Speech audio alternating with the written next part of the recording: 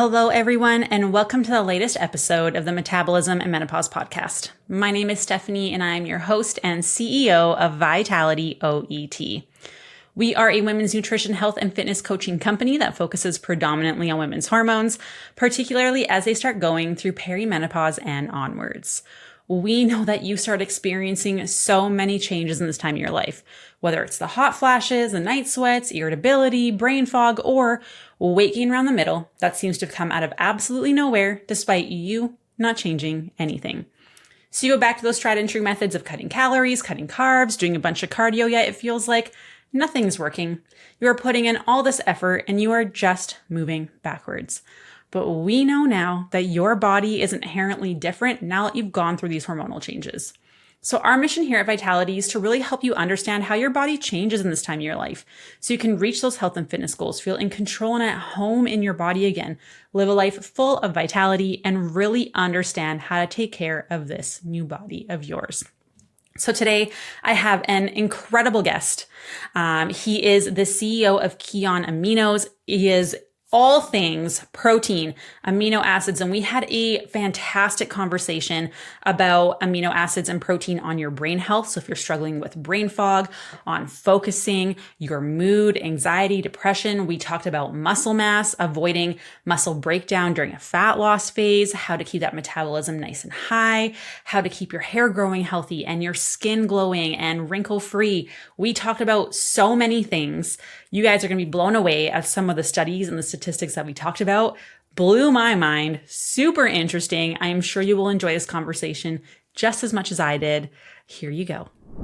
Today, I have an awesome guest here for us. It is Angelo. He is the co-founder and CEO of Kion, an active lifestyle supplement and functional food company dedicated to helping people fully experience a fun and active life by providing pure and energy-enhancing solutions.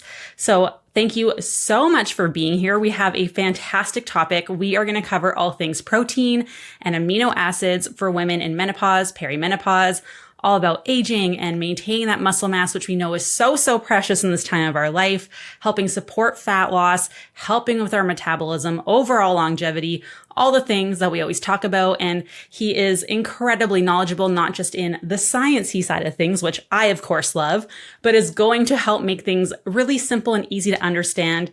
So thank you so much, first of all, for being here. I'm so excited to have you on.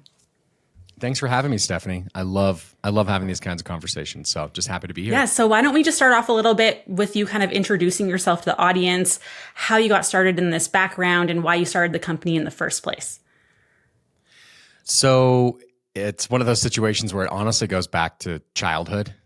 I was raised in a family that was very interested in natural health, whole food health. My parents were actually in the supplement business, like in the botanicals. Think about things like chamomile, echinacea, things like that in the 70s. And they had a natural health food store and restaurant.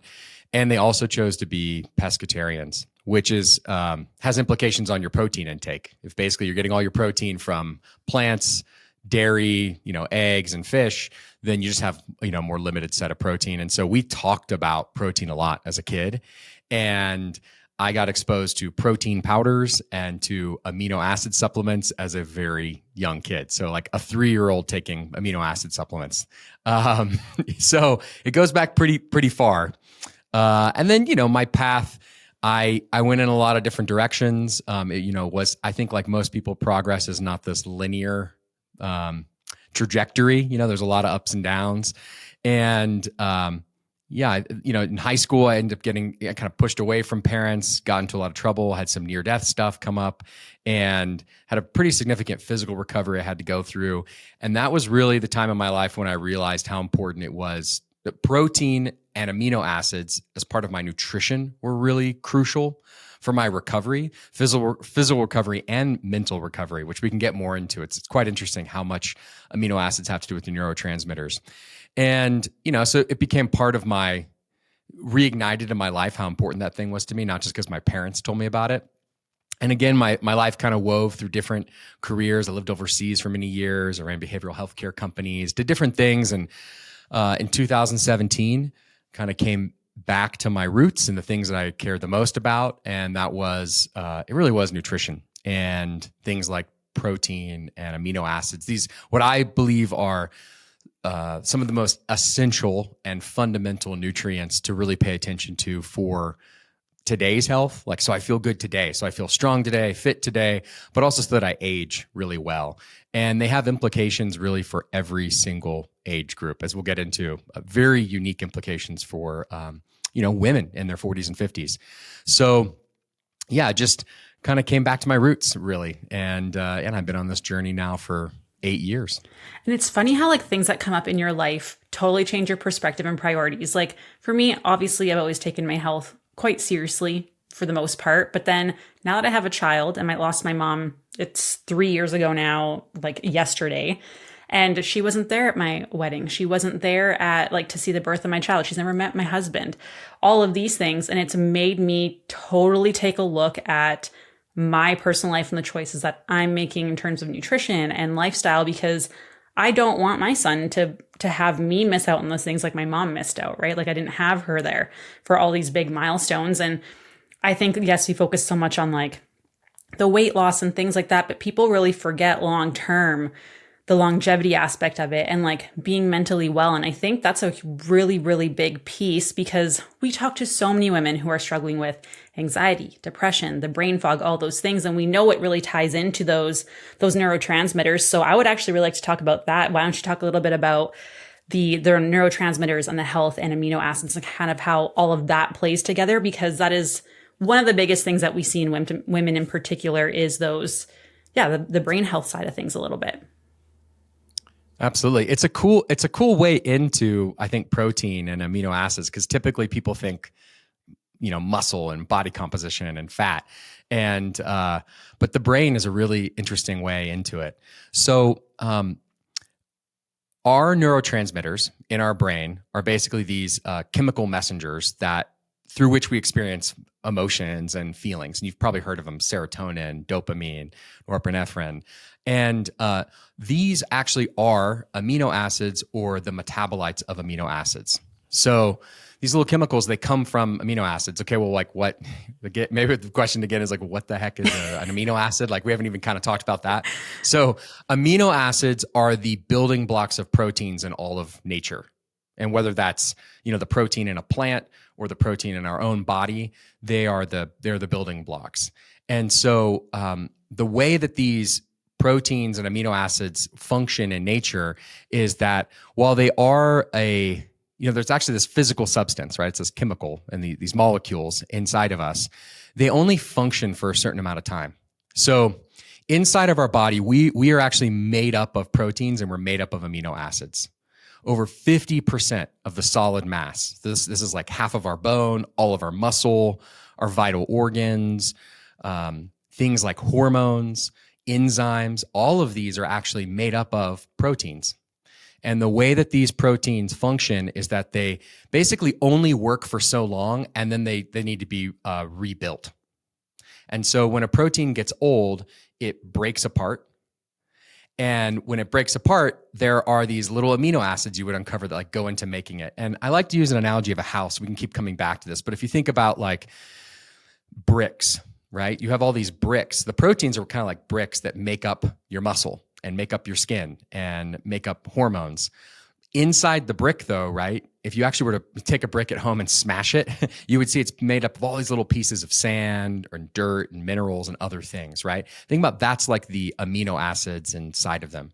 And so when a brick is no longer good inside of us, these proteins, they like break apart. And some of those little granules, right? Some of those little amino acids can be reused to rebuild a protein. They can be reused to make an enzyme or hormone, or a piece of skin, et cetera. And the ones that can't be, they end up getting just peed out. You actually like lose them. Mm-hmm. So what happens is we eat protein fundamentally to then help rebuild the proteins in our body. If we don't, we could not rebuild them. We could not rebuild our skin. We could not rebuild our heart tissue, our muscle, et cetera. And the same thing is true for our neurotransmitters.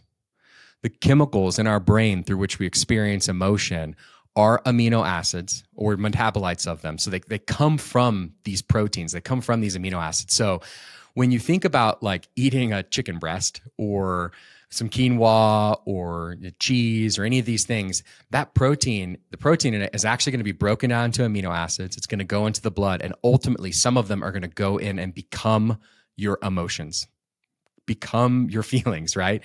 And so that's just like kind of the big, it's kind of mind-blowing framework to think about that. Because I think oftentimes we think our mind, our feelings, our thoughts are, while they're very subjective, right? There is part of it that is very much physical, and it's happening in these kind of chemical pathways. And so the importance of eating high quality proteins that are really rich in particularly essential amino acids supply the balance for the whole body to build all the proteins it needs, but also to help regulate the amount of amino acids that are then utilized to support healthy mood, to support this further metabolization of the amino acids into these other neurotransmitters. So it's kind of, I think it's mind-blowing, honestly, that, like the chicken I eat becomes my feelings, but it really is true. And so oftentimes, and actually this comes from my experience working in the behavioral health and mental health field, is that oftentimes when I in those contexts used to work with folks who would struggle with different types of mental health issues, particularly like behavioral type things, like issues with impulse and cravings, issues with fogginess and different types of kind of more typically treatable behavioral symptoms. Some of the first things we'd look at were protein nutrition, essential amino acid supplementation, and some other things like omega-3s can be really helpful. But it seems like, you would think, oh, I just need to maybe only sleep or eat better, or maybe utilize pharmacological things to change my mood. Like protein and amino acids can be really fundamental. So if you do struggle with those types of things, any type of, and I hate to say the word disorder, but like you feel exceptionally fluctuating moods, exceptionally kind of difficult fatigue, looking at your essential amino acid intake via your protein is one of the first just kind of basic things I would suggest someone look at. And I think that's amazing because you don't usually go to like doctors and psychologists and talk about your mood, and no one asks you about how much protein you're eating or what your food intake is like or how often, right? And there's more and more research showing that like we become almost like desensitized to serotonin as we get older. So we need more serotonin to feel happier, and same with other neurotransmitters because we're producing less, but also we need more to feel as good as we did before, making protein even more important than it was prior. So it's always just I just love how everything's just so interconnected, and I just love it. I love it so much. It's magical. It really is. It's incredible how connected it all is. Yeah, I love it. And how complex we are, like how complex our biology is. It's beautiful. Yeah, I love it. It's just, I could nerd out on this stuff all day. Okay, so amino acids, protein, definitely going to help you with your cognition, your brain health, all those things. Let's talk a little bit more about muscle mass and protein for women in perimenopause and menopause specifically, because we know that this is a very big thing. Now people are finally understanding that, okay, the more muscle we have, the better my blood sugar control is going to be, the higher my metabolism is going to be, the healthier my body is going to be, all these things that really help with health. But sometimes I think people forget how important protein is to help us with that, especially since it's hard to put on muscle mass and maintain muscle mass in this time of our life, but also like how often we should be exposed to it. Because a lot of people are like, they might fast, right? Which I don't love because it's hard to get protein in and often enough. But they're also just not getting enough often enough. And they think just having like, a little bit of chicken here and a little bit of salmon here, or my yogurt is like enough, when in reality, not really, right? So why don't you talk a little bit about why it's important and like how much and how often we should be having it? Because I think that's something that a lot of people just generally don't understand, or they think they're doing it, but they're not. So there's a few questions in that. So if I don't get to like the later, like I know I for sure will get to like first why it's important and maybe how to think about it, and then how often to eat it, how much. But if I miss some of that, just bring me back. Totally. I'll bring you back. So yeah. So going back to this metaphor of like what protein is in the house, I'll just compare it again to make it really real for people to what carbs and fat are. Carbs and fat primarily are energy. That's like why we eat them. Fat has some other roles in terms of, building cells, but the primary role of carbs and fat really is about energy. So it's like if you bought energy from the electrical grid or had solar panels or ran a generator, however you got, or natural gas to like run your furnace, and you're trying to run your house, right? But none of that is actually going to help you to rebuild your house. None of that's going to help you to redo the wood floors, to do like a total kitchen remodel, to do a bathroom remodel. That is the role of protein. Like literally protein is both going to play the role as the chemical messengers, the people, like the guys that come in and actually do the work to rebuild that kitchen, and also the materials. Carbs and fat are purely energy. That's really like their primary role. So I think just that frame can help folks when they're thinking about what's on their plate and what they're eating. Like, is this thing giving me energy, or is this raw material and also this worker bee to help build new muscle, to help rebuild skin? There's even, I think, other things beyond only muscle that also have to do with the function and the appearance of our body in terms of like how elastic our skin is, how, whether it's been rebuilt more recently, our hair, our skin, our nails. But for sure, muscle is this primary driver of that. So how much of this protein do you need to eat? When, how, why? This is, I think, really important nuance that is different based off of your age. If you are going through a transitional period like perimenopause, and your activity levels, et cetera. So it's not the same for everyone everywhere. I think the most kind of fundamental idea to understand is that there's something called the recommended daily allowance. So if you're out there, if you listen to this podcast and you're out there, you're kind of trying to research more and understand it, I'm going to empower you to have a better sense of where all these ideas came from and these different sets of advice that you might be getting. There's something called the recommended daily allowance that is from the government. And it is really not, it's not a recommended daily allowance. It's really like a minimum dose. If you eat less than this, you could have significant issues, significant hair loss, or issues with organ function, issues with your skin, significant muscle loss, et cetera. Like you will have health problems. And that is saying 0.4 grams per pound of body weight. So just to keep the math simple, but then you can do your own math based off what your actual body weight is. If you weighed 100 pounds, which I know almost no one does weigh that little, that would be 40 grams of protein per day, right? What has been uncovered in the last few decades is actually that's actually too low. You really need a bare minimum of about 0.6 grams of protein per pound of body weight. And again, that is not to lose fat and burn muscle. That's not to like really improve the quality of your skin. That's not to be super vibrant. That is to not have problems. That's like bare minimum you get every day. So that would be 60 grams of protein if you weighed 100 pounds. And I guess just quick, because it's probably closer to people's weight. Like if you weighed 150 pounds, right? It's 50% more than that. It's like 90 grams of protein per day. Just bare minimum. So I assume, though, most people listening to a podcast and they're maybe struggling with like weight gain from perimenopause or just trouble like maintaining their exercise routine, maintaining muscle. If you're in a situation where you actually want to lose fat and you want to gain muscle, or you want to be able to really support training, or you're just aging. And so I'm not even getting into the unique changes of menopause. I'm just talking about aging in general. This is both for females and males. You need more protein. And the reason for that is because, I'll just give quick examples. When you're in a caloric deficit, so if you're trying to cut calories to lose fat, you actually end up not utilizing the protein as much for building new muscle and for all this other protein function. Instead, you actually use it instead for energy because you're hungry. Right? You don't have the fat and the carbs. If you're aging, and this is really anytime after 30, your body doesn't do as good a job of breaking down the protein and getting the amino acids out of it. And it also is not as sensitive to those amino acids. When we can get more into this, like really nerd out on like how the amino acids work, basically the amino acids don't stimulate as much protein synthesis. When you eat the protein, there's a much lower, like if you're 20 versus you're 40, when you're 20, when you take that whey protein, it tells your body, let's go build muscle, actually. When you're 40, it's like, gotta maybe build some muscle. Like it's the response is much lower to the amino acids. So all of that is going on, right? And then on top of that, you have this situation of having hormonal changes that are more pronounced than male counterparts. So whether you're like a 50-year-old male and a 50-year-old female in general are going to have a significantly lower response to protein and amino acids than a 20-year-old.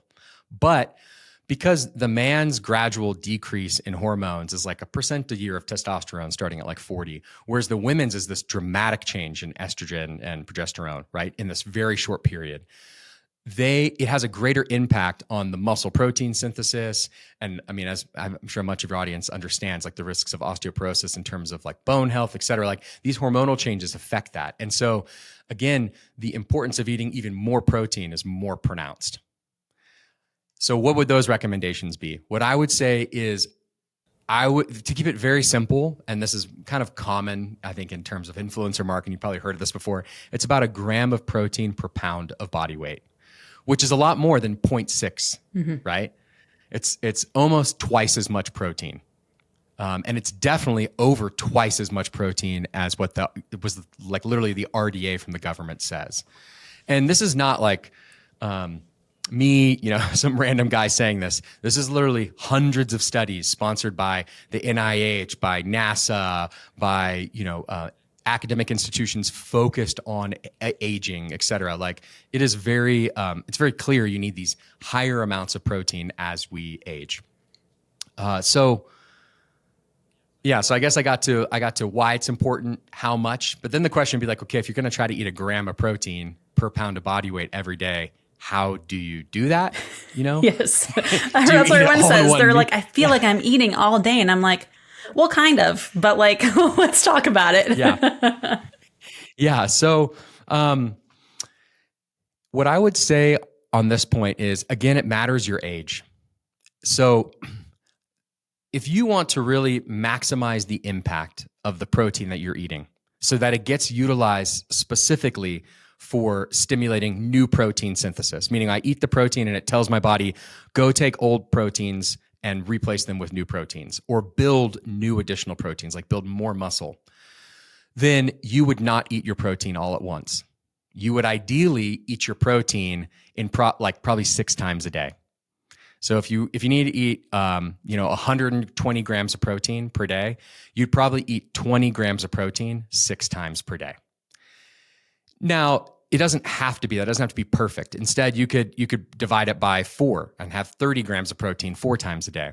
But the reason why I say it'd be likely more helpful to break it up like that is because when you eat the protein, you stimulate new protein synthesis, and that lasts for about 2 to 4 hours in about the 3-hour range. And so if you do that multiple times a day, you're actually going to have overall a greater increase in total protein synthesis that's generated. Now, if you're 20 years old, like I don't try to like tell a 20-year-old like you really need to do this. I'm like, hey, just try to eat like whole foods. Don't eat junk food with your friends. Like it's like maybe different things might be more important. And both men and women, they have more testosterone in their body at that time. Women have a lot more estrogen and progesterone. Like you have all these other things going on, and your body's younger. When you're in your 40s and 50s, I would encourage to think in those ways. I would think, could I break this up into more meals throughout the day? And yes, then it does kind of feel like you're eating quite frequently, but it doesn't have to be huge meals. If you have a small little cup of Greek yogurt, it's about 20 grams of protein. And I don't think I would eat that 6 times a day, but even just eating that 1 cup it's a pretty small cup. I can't remember I think it's like, I don't know how many grams it is, but it's like 100 calories or something. It's not that much food. So I think it's more like if you're trying to eat the protein though, say, maybe here's an example. It depends on what the protein source is too. So I gave a really good example of Greek yogurt. It's very concentrated in protein. If you want to get that 20 grams of protein from beans and rice, you're going to eat a lot of beans and rice. And that's a lot of fiber. Yeah, it's covered in carbohydrates. There is protein in the beans and rice, but there's way more carbohydrates. So I think my tip would be eat, these 20 to 30 to 40 gram doses of protein at once and try to get it in really highly concentrated form. So that is, it is kind of like what gym bros eat. It's like Greek yogurt, egg whites, chicken breast, ground turkey. If you are vegetarian or vegan, you could look more at like whey protein isolate powders or soy proteins, tofu, things that are just more concentrated and they don't have as much of the other stuff. And I would say there's the same risk though too with like animal diets, where if you eat a steak that's like or ground beef that has a lot of fat on it, you're actually getting a lot of fat calories at the same time too, and you're going to get really full. So I think if you really do look at it in terms of, hey, I'm going to try to eat 20 to 40 grams of protein at once. And if you're a more slight woman, it's probably that 20 gram amount. And I'm eating that with vegetables or with fruit. I think it's pretty doable. I think though, if you're trying to eat, super caloric, it doesn't work with a muffin. No, it doesn't. It's tough. It's tough. It's like, or like a bunch of bread or really fattening, things that are high in fat. I mean, it's real food. It's definitely to do it. You have to, it requires eating simple, real food. And this is where I think concentrated protein and vegetables and fruit. Yeah. And this is where I think understanding what your food is made of is so important. Like a lot of people are so resistant to tracking, but I always think that's very helpful because then you can see, okay, this like chicken thigh versus chicken breast, one has more fat than the other, or, this yogurt versus cottage cheese, or this type of cheese versus low fat feta, or whatever it is. Like it helps you really understand what your food is made of. Because I think a lot of us just don't know, or we're like, oh, I had a high protein breakfast. I had an egg. And it's like, well, that's actually only like 6 grams of protein.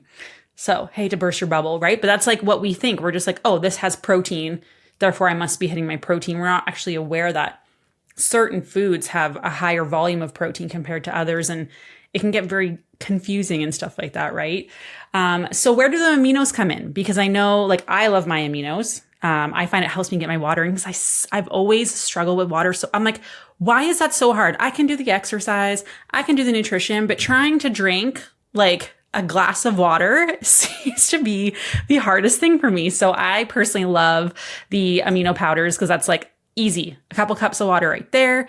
If I'm having my creatine, if I'm having magnesium mixed in my water at nighttime, I find having the powdered versions of stuff help me with my hydration so much, which helps me in so many other capacities.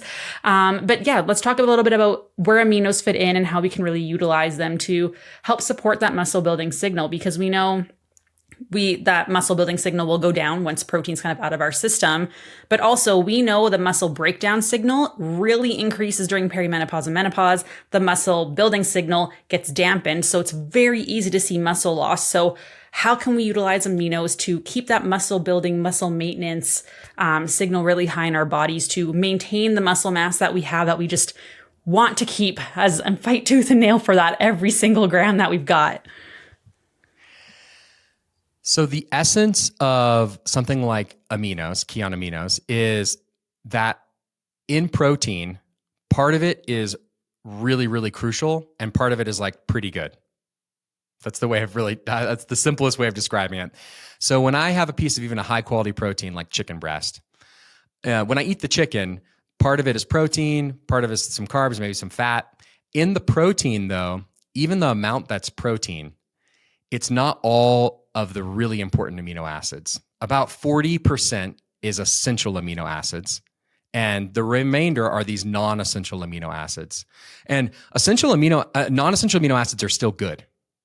And I mean, just to validate food and maybe go even support back the tracking thing, I would highly encourage people to try tracking. And this is coming from someone who's very independent minded, entrepreneurial, doesn't like doing things other people's way, doesn't want to follow the rules, and it's the self-awareness that you can gain from tracking and the personal education for yourself in terms of what is really in food and being empowered as a person is so fulfilling. I couldn't oversell it.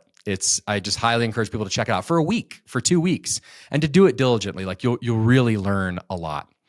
And so going back to this protein piece though, in a piece of chicken breast, only 40% is the essential amino acids, but there's other good stuff, other minerals and non-essential amino acids. So what's so important about these essential amino acids? Well, what is very clear, and this is clear throughout multiple studies, essential amino acids are the active component of the protein. They are what is in the protein that stimulates, that creates this signal to build new proteins in the body. The non-essential amino acids contribute zero to that stimulus. They do get used as like building materials to help build new proteins, but you actually don't need all of them that are in the food. Some amount of, even just in a chicken breast, you're going to utilize all the essential amino acids. They're going to be utilized to stimulate the new protein synthesis and as part of the building blocks and building that new muscle.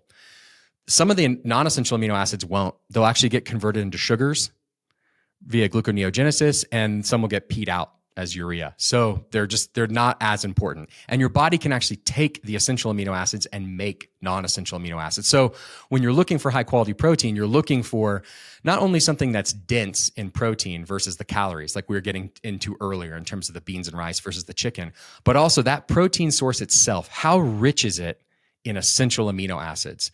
And you can actually see this on the internet. You can Google any food and you could ask that question, and there's ratings of them. So really at the top, dairy is really like the best.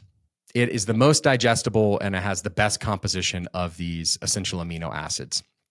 That said, when you compare like dairy to chicken to beef to all these things, like they're relatively close.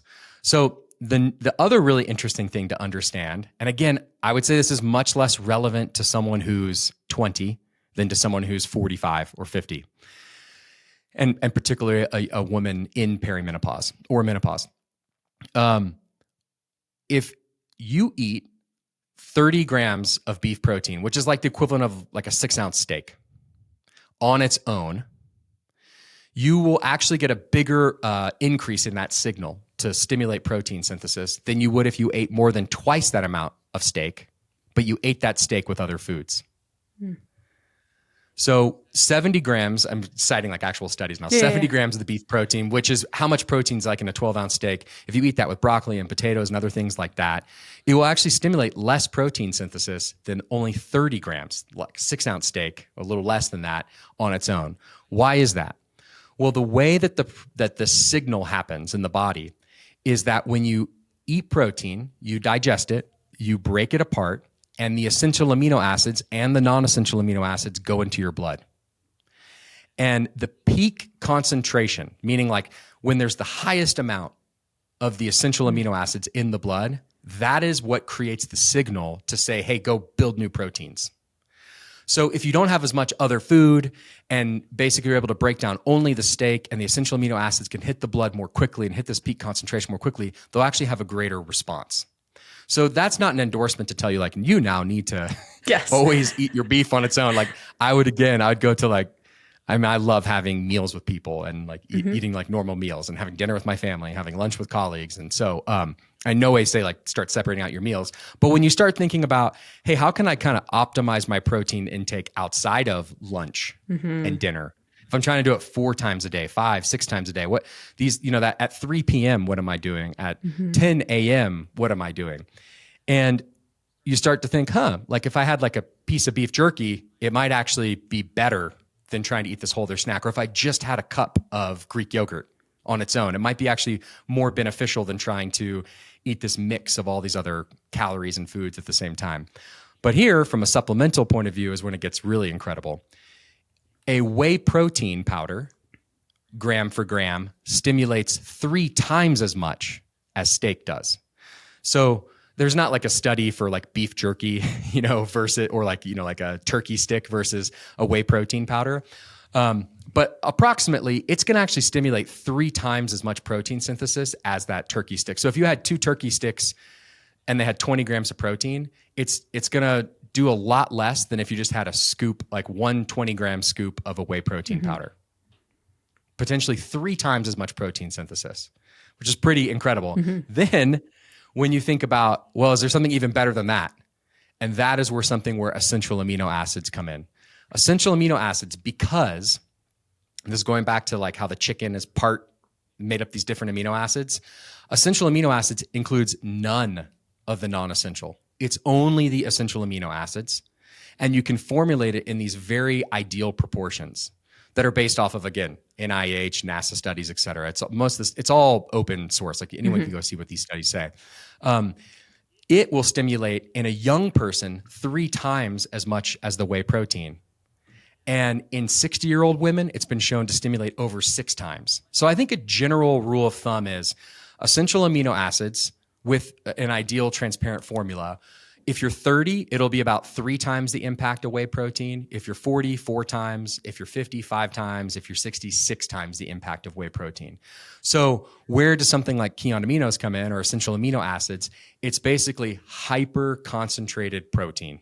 You know, it's not technically protein because it's only the essential amino acids, but it basically offers all of the benefits to a much greater degree in a much easier to take format. Like you can put a scoop of it into water and you're drinking mango water, right? Or watermelon water or lime water, or take a few capsules of it and you're getting the equivalent of 20, 30 grams of protein in a much easier way. So I think that's the way to think about, you know, maybe I'm eating 3 meals a day, a breakfast, a lunch, a dinner, and then mid-morning or first thing in the morning, mid-afternoon, before I go to bed, those are times when you could supplement with something like essential amino acids, and you're going to get a way greater impact than if you just tried to eat more yogurt at that time, or, you know, eat 2 turkey sticks, or, you know, these other types of healthy, I think truly healthy, high protein snacks. I think that's amazing. So like, it's great to have the high protein snacks in between. Obviously you want those to like help with satiety and all that stuff, but having the aminos in between is fantastic because that's going to help really keep that muscle building signal so much higher, which we know decreases massively during perimenopause and menopause between the hormone changes and the changes in activity. And if we aren't sleeping enough and our stress is high, all of those things. And then we're also struggling to get protein in. Such an easy way. And if you struggle with water like I do, oh my gosh, it makes life so much easier to drink the flavored waters. I personally like the lime flavor the best. I like the watermelon one as well. I found the mango one too strong for me because I like it to have like a little flavor, but not like too much.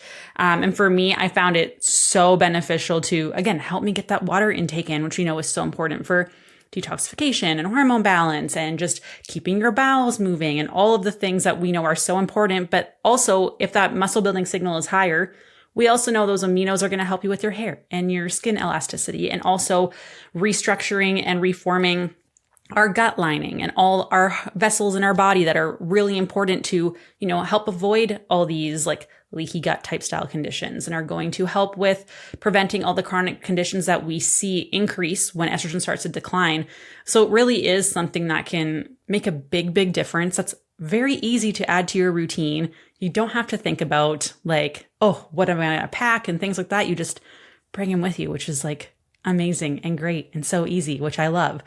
Because it can be really hard to get it in. Ultimate travel hack too. Yes. For sure. An ultimate travel hack when you're, the way I think about it is because oftentimes people ask like, when's the best time to take it? Because there's like something like Keon aminos, you literally can take them any time of day. It's good. It's good without food, with food. It'll improve the protein synthesis you get from food. If you eat it with a salad with chicken at lunch, it'll be good if you take it on its own. And so really, I think like the main idea is just take it every day. Like find that time of day when it's the most helpful to you. And through the habit of continually taking it, then you'll start seeing the compounding effects of it.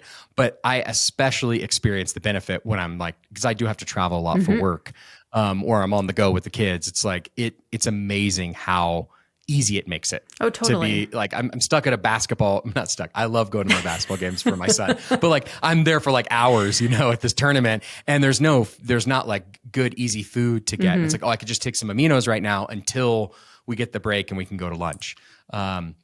But yeah, it's super easy. Yeah, because even having it with like a snack, it's going to increase that ratio of amino acids in the blood compared to everything else, which will help amplify that signal that we're looking for. But also if you're going a long period or a longer period where you can't get food in for whatever reason, like you can sip water while you're sitting at your desk, right? Like you can, like it's very easy if you have to go a longer period. So you can keep that muscle building signal nice and high, which is fantastic because everyone's super busy these days. We're all rushing. We're all on the go. So it's a lot easier to be like, oh, I'll just stick this in my water and that'll like, you know, help combat the negative effects of not being able to get like a high protein meal in or whatever it is, or traveling. So many people travel, right? Like I travel lots too, and it just makes life so much easier. Okay, so I think those are like the biggest questions I had for you. I also wanted to like point out some of the studies that I thought were super cool. There was like a NASA study about how it like helped maintain muscle mass. There was also another one about like injuries and how like, or maybe it was surgeries. I can't remember which one it was, but about like how that really helped with like muscle mass as well. If you can like touch a little bit on any of that in terms of some of the benefits that we're seeing more in like the clinical world as well, just to show like it's not just, health and fitness and wanting to lose weight. There's like practical implications because a lot of women that I talk to have gone through injuries and not been able to work out and they're very worried about losing muscle mass, or, they've had a surgery like a hysterectomy or something like that, where then they're, recovery time and they're very nervous because they know how important muscle is. And then they're told they have to like, avoid exercise for a little bit of time or whatever. And they get worried, right? So do you want to touch a little bit on those? I think that's always, just interesting to hear it in different areas and just really show how well researched aminos really are. Yeah, and I think these studies are relevant to everyone. Like everyone at some point in life is going to have some kind of injury. They're going to be bedridden, or they're not going to be able to make it to the gym, or like life is not this perfect, set of steps where everything is always right. I think the NASA study probably, while there are very clear pre and post surgical studies, I think the NASA study is probably the one that's going to help just elucidate this the most for folks. So oftentimes, I think we have this idea that to build muscle, you need to lift weights. And it is true that resistance training is this excellent stimulus for building muscle. And for more things than just muscle protein synthesis. It's like without going way into, there's all these actual different mechanisms of action that occur when we lift weights. But for protein synthesis, you actually don't need resistance training. And this NASA study, there are actually a few, but I'll just cite the first one. So I think it was 2005, and NASA, as you can imagine, is sending astronauts to space, and there's no gravity in space, so there's no resistance. So the risk of muscle loss, bone loss, et cetera, is a serious health concern. And so they try to sponsor and find ways to counteract that. And they're looking into other exercise protocols in space, drugs, what could we do? And one of them was nutritional studies. And so there was a study done that basically had people at complete bed rest for 28 days. So you can imagine the volunteers for that study, I don't know what they were thinking, but I could not. Not fun. You're basically committing to like lay down in a bed and go to the bathroom in the bed for 28 days. I would go insane. And you're healthy. But what they did is they gave them, 3 meals per day, and they gave them these 2 bigger servings of essential amino acids and a little bit of carbohydrates. They thought at that time, they still thought you needed a little bit of carbohydrates with amino acids. They've since uncovered that you don't need that. The essential amino acids on their own will stimulate the protein synthesis. And then they saw what happened. And what happened for the group that received the essential amino acids was that they had no muscle loss after 28 days. It's insane. I mean, I think anyone who's been injured before and hasn't really thought, what could I be doing? It's like, I had like those electro stim things when I had surgery on my knee when I was younger. It's like, and I lost so much muscle in my leg, but like, is there anything I could do to try to maintain my muscle? And literally the simplest thing of just taking these essential amino acids in higher doses, it'd be the equivalent of like 2 or 3 servings of Keon aminos twice a day. These people had no muscle loss. It was actually a slight net muscle gain. Loss in some muscle function like strength. As you can imagine, they're not training their muscles, but they had no muscle loss after 28 days of doing nothing. So that just shows you actually how impactful nutritionally something like essential amino acids can be relative to something like resistance training. Without any training, they were able to do that. So when you think about the next time that you have a small injury, like at the gym or something, or you hurt your back and you can't be working out, that's not the time to think, I don't need to be taking my aminos or eating my protein. Like, no, like double down on your aminos at that time. If you're going to go into surgery, and it depends on what kind of surgery you're going to have, and I would check with your doctor so there's no complications, but taking extra aminos before you go into the surgery and then immediately after the surgery, continuing to take higher doses per day has shown significant improvements in being able to not only maintain your muscle, but also improve the overall recovery times. Because you can imagine if you have some kind of surgery, there's an actual incision in your body, like that skin has to regrow. Yes. And those are proteins, right? And if there's tendons that have to regrow, anything that's having to regrow that's made up of proteins, well, the more that you feed it with high concentration essential amino acids, you're going to improve the protein synthesis rates. And that's what our body wants to prioritize, right? So that's why we see accelerated aging a lot after, like, if you've had multiple surgeries and stuff like that, is because your body is prioritizing the healing stuff. So hair is not as important. We don't have as much extra for that, right? Our skin starts to like age more and we're like, what the heck? And it's because your body's prioritizing all the amino acids, all the protein towards the healing part, because you can live without hair, but like the incision needs to heal, right? And so if we're not getting enough of that, it makes it really hard for it to heal, but also for you to, have the aesthetic things that maybe you're focusing on, let alone trying to maintain muscle mass and lose weight and all those things. So I think that's really amazing. And we also know that in a calorie deficit, the risk of like muscle loss increases as well, right? When we're reducing calories, it's a higher stress on our body. Being able to counteract that muscle loss by increasing amino acid intake is probably a pretty great thing to try. I would say it's crucial. Yeah. And these are more really awesome, more recent studies, like in the last few years, that were actually sponsored by the military, because the military was trying to understand how to have their people in uniform not lose muscle mass when they're in these extended periods in difficult situations with limited food, et cetera. And what was found actually was that a 30% reduction in calories. So if you typically would consume 2,000 calories a day and you try to cut it down by 600 calories, which is a lot. That is a lot. But I would say that's a lot. That's like trying to lose a little over a pound a week.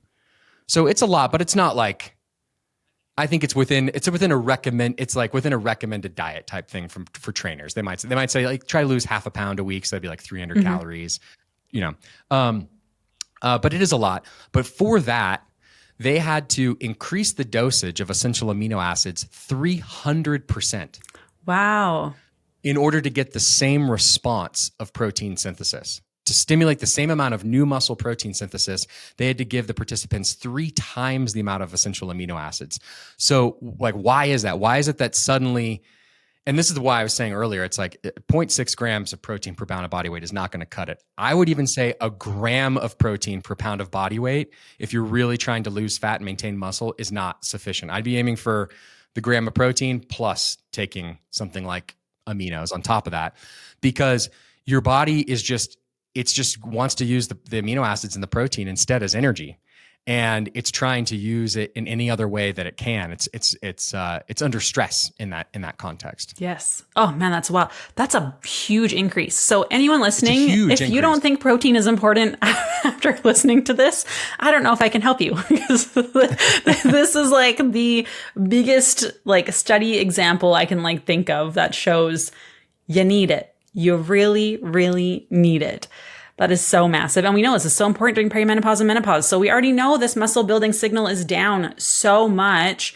And then you're also cutting calories to try to lose weight. Like, you need to get adequate amount of protein. You need enough amino acids. And if you can just drink them or take them in a capsule, like, oh my gosh, like such an easy thing, because we're all so stressed about what to eat and when to eat. This can really help kind of take some of that stress and anxiety around that away, because I think we get very overwhelmed with nutrition. Still important, obviously, to eat enough protein, get your veggies in, all those things. But like, this is a very simple way to really help amplify the improvements that you could potentially see and really improve your health long term, which is massive.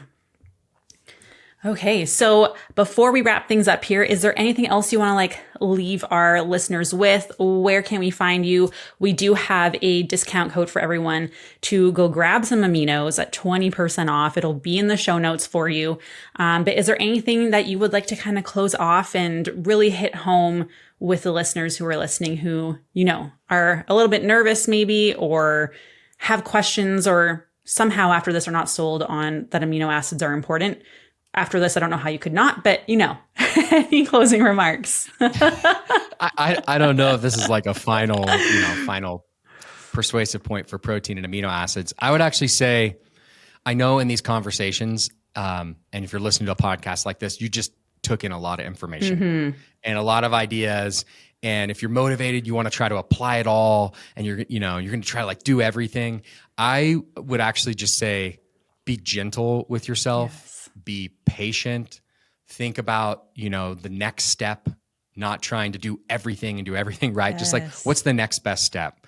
And, whatever you got out of this conversation, whether it was you excited about like, oh, that Greek yogurt cup, that's a great idea. Or you really like, you realize how beneficial something like key on aminos on a daily basis could be. Or the tracking conversation hit you, anything like just, if anything hit you and it really stuck out, like start with that one thing. Mm-hmm. Just try that one thing that you feel like you can start and add that. And then just start, habit stacking on top of that. I would say it's kind of always my advice versus trying to, make it have to be everything, right? Or try to be perfect or figure it all out. Like just pick the one thing that you're going to take from this and add it. Yes, I love that because it can be overwhelming because I feel like honestly every episode is just like a fire hose of information being blown at you. So I think it's great advice. Like I usually do like, okay, what am I going to focus on this month? Here are like the 3 habits I want to hit home. And then once I'm consistent in those, then I'll add another one in that I'm going to focus on. And I don't have to really worry about the other one because now it's ingrained and it's a habit. So I think it's like really solid advice. So maybe it's adding the aminos into your day-to-day thing. Maybe it's, actually working on having those meals and then making sure you're getting protein in every 3 to 4 hours. Like just little baby steps. I think that's amazing. And where can people find you? Where can people find the aminos? Share all those. I'll make sure obviously to put them in the show notes as well, but I think it's also just good for them to hear where they can find you. Yeah. I mean, really, I'm basically all wrapped up in Keon. So going to getkeon.com or we're on Instagram, all the major social networks.